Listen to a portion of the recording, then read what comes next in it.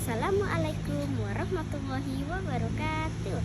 Hello my friend, my name is Alessa Sidkia Ahmad. I'm from third grade Al-Zahrawi.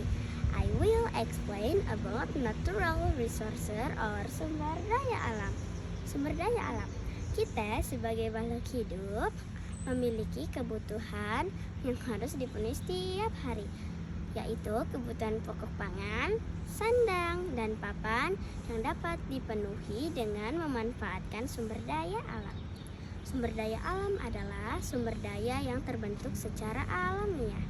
Contoh, tanah, air, tumbuhan, hewan, minyak bumi, angin, dan energi matahari. Sumber daya alam dapat ditemukan di alam secara umum. Ada dua, yaitu sumber daya alam hayati dan sumber daya non hayati. Berdasarkan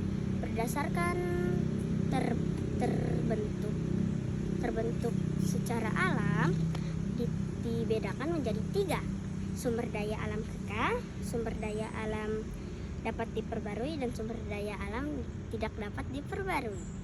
Sumber daya alam harus diolah terlebih dahulu agar bisa menghasilkan benda yang dapat dimanfaatkan. Pengolahan sumber daya alam dapat menggunakan teknologi tertentu. Pertanian, kita menggunakan mesin pemotong dan mesin penggiling padi untuk mengubah padi menjadi beras. Kedua, kehutanan, kita menggunakan kayu untuk diolah menjadi kertas. Tiga, perikanan, misalnya nelayan menggunakan kapal yang lebih besar dan pakai teknologi canggih, misalnya dapat melacak lokasi ikan atau dapat melacak segerombolan ikan, dan akhirnya nelayan itu mendapatkan ikan yang sangat banyak. Tiga, tambang batu bara, kita menggunakan alat besar. Alat besar itu adalah eskavator. Adapun juga dampak yang pengambilan dari sumber daya alam. Bisa terjadi banjir, longsor, dan erosi karena adanya penebangan liar. Dua, penebangan terbuka.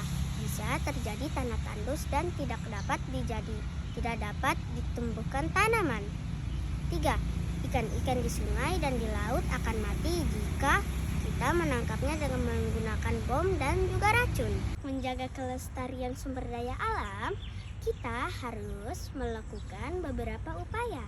Contoh, menebang pohon yang sudah tua, menanam biji untuk tumbuhkan pohon yang baru, menangkap ikan menggunakan alat yang tidak merusak habitat ikan, mendaur ulang sampah plastik, dan menghemat energi.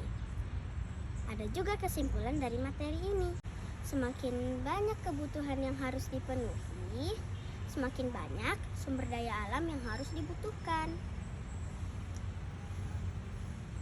Maka kita harus mengolah dan melestarikan sumber daya alam ini dengan baik agar tidak habis dan tidak berdampak buruk bagi makhluk hidup. Thanks for your attention and bye-bye. Wassalamualaikum warahmatullahi wabarakatuh.